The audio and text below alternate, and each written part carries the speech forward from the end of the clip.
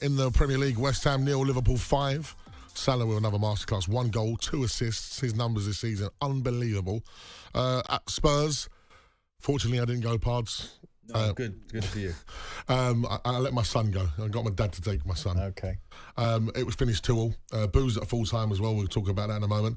Everton 0, Nottingham Forest 2. More booze at full time there. Everton finally had a shot on target after 80 minutes. Yeah, well, that just goes to show you where Notts Forest are at the moment, don't you? Yeah. In incredible form. Yeah, they're just unbelievable, aren't they? Leicester 0, Manchester City 2. They finally got back to winning ways. Crystal Palace, your old club, good result for them at Selhurst Park. 2-1 against Southampton and finished Fulham 2, Bournemouth 2. And we just heard there in the Championship, Leeds, top of the Championship tonight. They're doing the right things. I think last season they was unlucky not to make it all the way. I think you wouldn't bet against them getting back in the Premier League this season, Pards. Well, all I would say about that is obviously there's, some tough competition there. Yeah. Sheffield United and Burnley, both Premiership squads. Sunderland are pushing. So that's looks like a 4-horse race to me to the finish line. 2 will go into the playoffs and 2 will go up. But Leeds, I don't know. I just got a feeling for them. Just a feeling that they're going to do it this year. I hope they do. Let's go to the phone lines on 03717222344 before we start talking Tottenham, because my day was ruined by them. Let's go over to a West Ham fan who was at the game. How are we doing, Matthew? Hello, mate. How you doing, guys? You all well? Oh, yeah. I'm probably doing as bad as you because I'm a Spurs fan, but that was no good in the London Stadium today. What happened, mate? It's just all gone wrong. Tactics seem to be wrong. Last 5 games, I mean, we're lucky to have got 3 points against Southampton, but that was a joke as well. We just looked lost, looked clueless. Manager doesn't know what he's doing. At half-time, he always makes a substitution. We just look lost. Players don't look like they want to play for him. We got a former manager of yours here, Matt, someone that took you to an FA Cup final.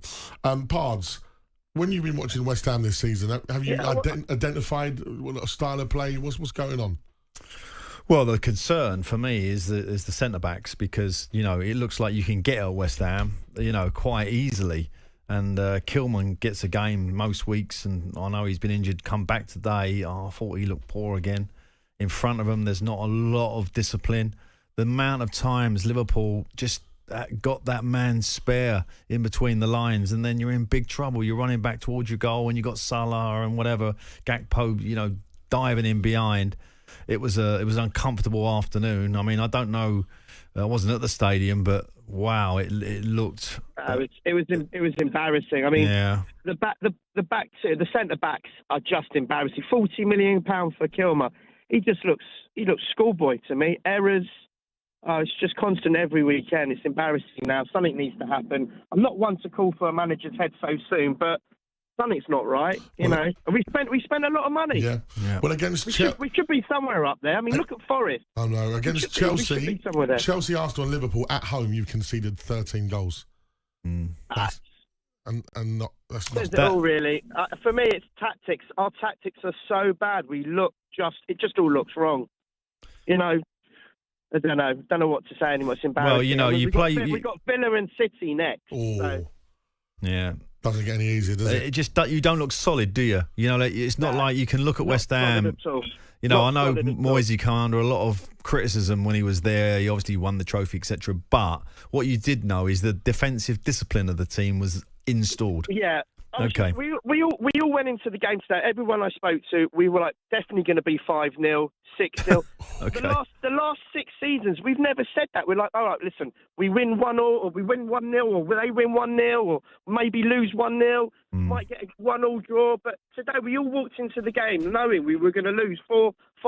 It was, and that's tactics. You just look at the tactics, and I don't want to point in the finger, but I'm not sure if he's the one really, but. Well, let's make it clear you are pointing the finger. Under Moyes, yeah. Indirectly, you're pointing the finger. There's nothing wrong with that. Brilliant, cool. Thank you very much, Matthew. Not a good day at the London Stadium. And that's the thing. I looked at the Premier League table this afternoon after we dropped points to Wolves and thought, hang on, West Ham could go in front of us. Man United could go in front of us if they win tomorrow night. Well, yeah, we're not talking about Spurs, though, for a minute. Let's just talk about West Ham, because West Ham have got themselves in a really difficult situation. And I looked at that game today. I'm not going to West Ham weekly, so I'm not watching them. I don't know them thoroughly like some of the fans do who are going to call in. But what I knew was that Liverpool were going to win that game. It was no doubt in my mind. Whereas, when under the Moyes era and before, when, you had a competitive, disciplined, defensive structure to the game, at the stadium, London Stadium, you can get something. The crowd get behind you. Yeah, they've always made a presence there that you get something out of it. But I just never fancied them, and it goes on to a point that Matthew said. When he's talking to his pals for the game, they more or less knew. Well, that one reflects on West Ham, but two also reflects on the brilliance of Liverpool at the moment. Yeah, well, that's true. They've got that aura. They are. When like Man City had that aura, Liverpool right now, if Liverpool come to town, you're like, we're going to lose. Yeah. They're playing absolutely brilliant. Let's go over to GJ. He's a Spurs fan. He joins us. Wonder if his afternoon was ruined by Spurs. How are we, mate? How you doing, boys? You all right? Yeah, well, did you go today? Nah. I opted out. I let my son go. I let my dad take my son, and I'm glad I did now. Nice one. I actually had a singing lesson with the missus. And, a singing lesson? We don't get many callers coming on here with singing lessons. And how did it go? Yeah, well, it's all right. I mean, the missus, she sounds like Kate Bush, but I sound more like George Bush. Oh, my goodness. No. So was you singing... Gee, was you singing? Was you singing Angels like they did last season for Big Ange? I'm loving Big Ange instead at your singing lesson. Do you know what? Actually, we did. I did work on Angels, but right now I'm singing Ange out because I've tried to be patient with this guy, and I've just run out now. The guy's a fraud. Honestly, I mean, the main reason why I want him out is because I'm looking at it from a long-term point of view. Yeah. Majestic, right? Do you see us being successful under this guy?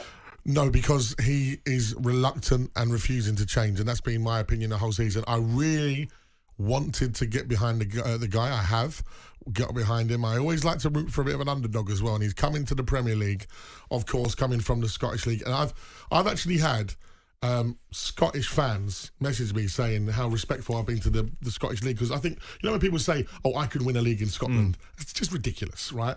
You've got to respect Ange's achievements. Yes, it's a different game completely in the Premier League, but I wanted to back him, and I've had that. But he's coming with this But just go back to Celtic a little bit, because financially and everything else, they are way above everybody else. And obviously Brendan's just brought the League Cup home again, and how many trophies has he won in his time there? So I'm not saying it was a gimme, because nothing's a gimme in football. But you have the advantage. I've got a big advantage there. So, and you can dominate games. And this is the problem, the way Ange plays. He likes to dominate games, but at the moment he hasn't got a starting 11 that can dominate a game. No. And therefore he's in trouble. I'm sorry. My cat could win the bloody league in Scotland. It is a one-team league. I mean, even Rangers aren't much opposition at the minute. But I mean, what's his name? Ange, right? Like you said, he's so arrogant. He refuses to adapt. And our record this calendar year is a disgrace. I think we've lost 20 out of the last 43. I'll give you a stat, GJ. I got sent this over by a friend of mine earlier on, right? Crystal Palace, right? They are currently 4 points behind us. Yeah, they didn't win a game until week 9 when they beat us. That is very worrying for me. Yeah, it was Dr. Tottenham. But he said at the start of the season, I said this to Cundy and O'Hara, he said he was happy with the squad when an idiot could see it was too thin to sustain playing twice because we're in Europe. And all the injuries we're getting is because of his high-intensity style. He even said as much when he was at Celtic. Oh, really? Yeah. In fact, I'll share it to you on X, right? There's an article, the receipts are out there on the internet, where Celtic had a plethora of injuries in the Champions League. And he actually came out and said, I accept it's because of my high-intensity style. And critically, he said, I still won't change because that is my style and this is the process we're going to have.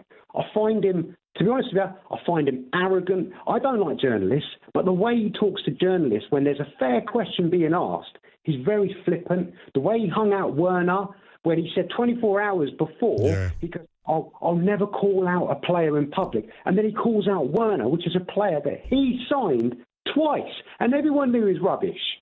I could go on. Yeah, my big issue is, and this is a lot of people's, is where do we go from here then? Who you get rid of him tomorrow, right? A new year around the corner, a couple of days away. Who is the Tottenham Hotspur manager in January? Okay, so this is the obvious question, right? Because first of all, we all know Daniel Levy is the main problem, right? But all I'm saying is Ange is not the answer. Who would I go for? Because Levy's going nowhere. Who would I go for? I'd go for Areola at Bournemouth because I think he's done a brilliant job under a shoestring budget. Or if you want to go continental, I'd go for Edin Terzic, who I believe is available. Yeah. And he's the one, he took Borussia Dortmund to the Champions League final. And to be fair, they did Spursy it. They Spursy the Bundesliga, didn't they, on the last game? That's exactly who you need then. Yeah. Get someone who's as Spursy as Spurs. Brilliant. Thank you very much, TJ. A Spursy manager in Germany. Brilliant. Dearie me. Why do I always have this luck on a Sunday night? I told you, the one time we win, I'm not on. Then we have these results. Although Wolves, great bounce back from them over the last few games. I was going to say, last 3 games since the new manager's gone in there, they've stepped up, to be honest. 1-2 and got a great draw at Spurs. So great performances from them. And, the Spurs thing goes back to right at the start of the season when I said that message about the signings.